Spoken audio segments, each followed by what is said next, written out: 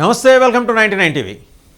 చూస్తున్నాం కదా, ముగ్గురు వనతి శ్రీనివాసన్ గారు, అలాగే నిర్మలా సీతారామన్ గారు, పురంధరేశ్వరి గారు. ప్రస్తుతం వీళ్ళ ముగ్గురులో ఎవరో ఒకళ్ళు బీజేపీ జాతీయ అధ్యక్షులు కాబోతున్నారు.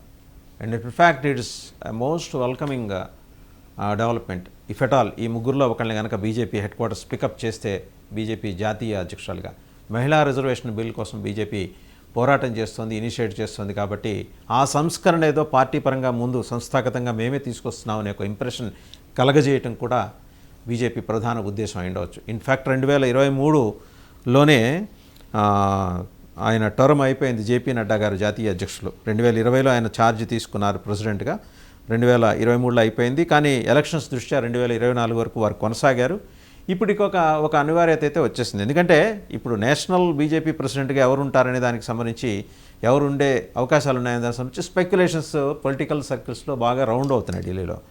అందులో ముగ్గురు పేర్లు ప్రధానంగా వినిపిస్తున్నాయి. నిర్మలా సీతారామన్ గారు, అలాగే వనతి శ్రీనివాసన్ గారు అండ్ దగ్గుపాటి పురంధరేశ్వరి గారు. Chances are very bright for Nirmala Sitharaman గారు అండ్ వనతి శ్రీనివాసన్ గారు. Whereas chances are very meagre for Purandeswari గారు. ఎందుకంటే ఆమె పార్టీ సంఘులో పుట్టలేదు, పార్టీలో పెరగలేదు, మధ్యలో వచ్చారు, కాంగ్రెస్ నుంచి వచ్చారు, జాయిన్ అయ్యారు. మేబీ అంటే ఆమె అసోసియేషన్, ఆమె భర్త కొన్నాళ్ళు బీజేపీ ఎంపీగా ఉన్నారు కాబట్టి అదేమన్నా కన్సిడరేషన్లోకి తీసుకుంటారంటే డాక్టర్ దగ్గుబాటి వెంకటేశ్వరరావు గారు ఆయన ఉన్న కాలంలో యాక్టివ్గానే ఉన్నారు. But he has almost distanced himself from active politics. BJP అని కదా, ఏ పార్టీతో లేరు, ఎంత పుస్తకాలు రాసుకుంటున్నారు, అలాగే వివిధ ప్రాంతాల్లో పర్యటిస్తూ తన అనుభవాలన్నింటినీ సోషల్ మీడియా ప్లాట్ఫామ్స్లో పంచుకుంటూ మనవాళ్ళతో ఆడుకుంటూ కాలక్షేపం చేస్తున్నారు. ఆయన నిజంగా రాజకీయాలకు దూరంగా ఉన్నారు. ఆయన కంప్లీట్గా ఆయన పుస్తక రచన. వేరాజ్ పురంధరేశ్వరి గారు యాక్టివ్గా ఉన్నారు. మొన్నటిదాకా కూడా ఏపీ బీజేపీ అధ్యక్షురాలుగా చేశారు. తన ఆధ్వర్యంలో ఎన్నికల్లో 8 మందిని గెలిపించారు, 8 మంది ఎమ్మెల్యేలను గెలిపించారు, తన మనుషులను కూడా గెలిపించుకున్నారు. సో అలాగే తెలుగుదేశంతో సన్నిహిత సంబంధాలు మెయింటైన్ చేస్తూ తెలుగుదేశం బీజేపీ వేరువేరు కాదనే ఇంప్రెషన్ కలిగించారని చెప్పేసి ఆమె కిట్టనోళ్ళు చాలా రకాలుగా ఆరోపిస్తుంటారు. సహజం, ఒక మహిళ ఆ స్థాయికి వెళ్ళి బీజేపీ రాష్ట్ర అధ్యక్షురాలుగా ఎదిగిన తర్వాత ఆమె కిట్టని వాళ్ళు, సొంత పార్టీ వాళ్ళు, అలాగే ఆమెలాగే పక్క పార్టీ నుంచి వచ్చిన వాళ్ళు కూడా ఆమె మీద ఈర్ష్యపడుతున్నారు. వాళ్ళ ఈర్ష్య తగిలిందో ఏం పాడో కానీ ఆమెకి కంటిన్యూషన్ మరి బీజేపీ రాష్ట్ర అధ్యక్షురాలుగా కొనసాగింపు అయితే ఇవ్వాల. సరే, ఆమె సంగతి పక్కన పెడితే నిర్మలా సీతారామన్ గారు, ఆవిడ ఫైనాన్స్ మినిస్టర్గా 2019 నుంచి ఉన్నారు. రెండో టర్మ్లో బీజేపీ రెండో టర్మ్లో వచ్చినప్పటి నుంచి. అండ్ ఇప్పుడు కూడా బీజేపీ ప్రెసిడెంట్ పోస్ట్కి ఆవిడ ఫ్రంట్ రన్నర్గా ఉన్నారు. వీళ్ళ ముగ్గురులోనూ ఆవిడ కీలకమైన రోల్ పోషించినట్టే. తమిళనాడు నుంచి ఆవిడ ఉండటం అనేది ఒక అడ్వాంటేజ్. రేపు పొద్దున అంటే దక్షిణాది రాష్ట్రాల్లో ఎన్నికలు జరగబోతున్నాయి కాబట్టి సౌత్ మీద ఎక్కువ ఫోకస్ పెట్టింది. అండ్ ఇటీవల ఆవిడ బీజేపీ జాతీయ అధ్యక్షులు జేపీ నడ్డా గారిని and general secretary BL Santosh గారిని కూడా ఆవిడ మీట్ అయ్యారు పార్టీ హెడ్ క్వార్టర్స్లో. ఇక వనతి శ్రీనివాసన్ గారు వచ్చేసరికి ఆవిడ బీజేపీ మహిళా మోర్చా నేషనల్ ప్రెసిడెంట్గా ఉన్నారు. 2021లో ఆవిడ కమల్ హాసన్ గారిని ఓడించారు.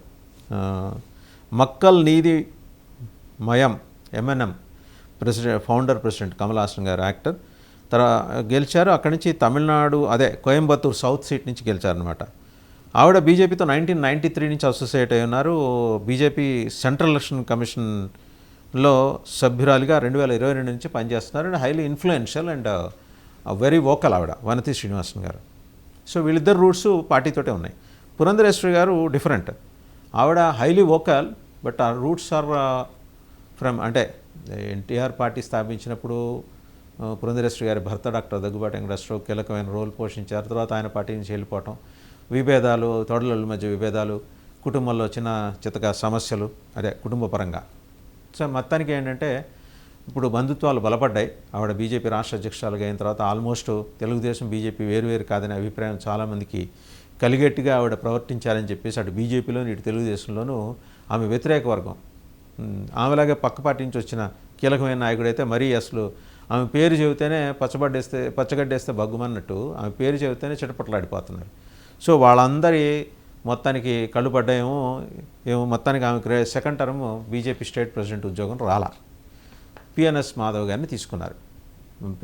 బీజేపీ ఏర్పడిన తర్వాత ఉమ్మడి ఆంధ్రప్రదేశ్లో బీజేపీ తొలి అధ్యక్షులు పప్పల చలపతిరావు గారు, వారి కుమారుడు మాధవ్ గారు అండ్ వృత్తి ప్రవృత్తి రెండు ఆయనకి రాజకీయాలే.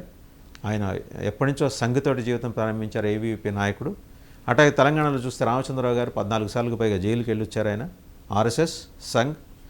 సో ఏంటంటే బీజేపీ ఒక మెసేజ్ పంపించింది, ఈసారి మేము తీసుకుంటున్న వాళ్ళందరూ సంఘ్ వాళ్ళు, బీజేపీ, జనసంఘ్, ఆర్ఎస్ఎస్ భావజాలం, బీజేపీ ఫ్రంటల్ ఆర్గనైజేషన్లో పనిచేసిన వాళ్ళే, బయట పార్టీ నుంచి వచ్చిన వాళ్ళకి కీలక బాధ్యతలు ఇచ్చే సవాలే లేదని.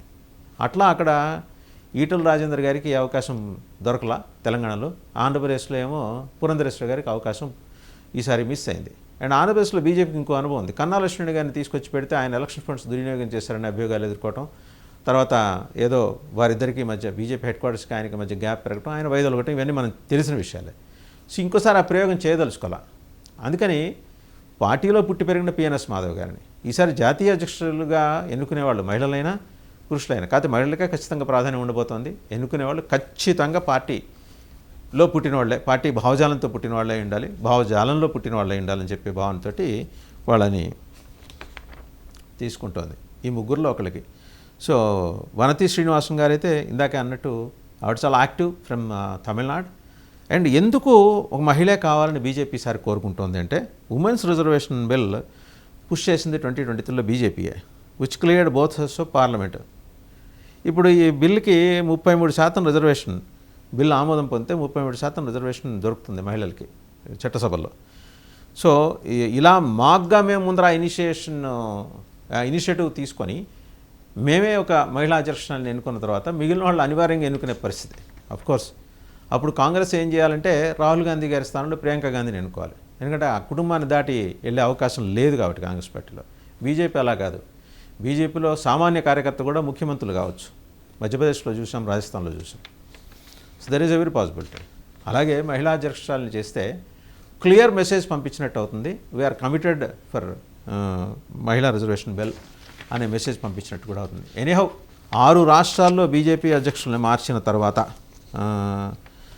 మొత్తానికి 6 రాష్ట్రాలు కేంద్రపాలిత ప్రాంతాల్లో బీజేపీ ఒక సాహసోపేతమైన ఒక ప్రొయాక్టివ్ డెసిషన్ తీసుకోబోతుంది అనేది క్లియర్గా మనకు అర్థమవుతున్న విషయం.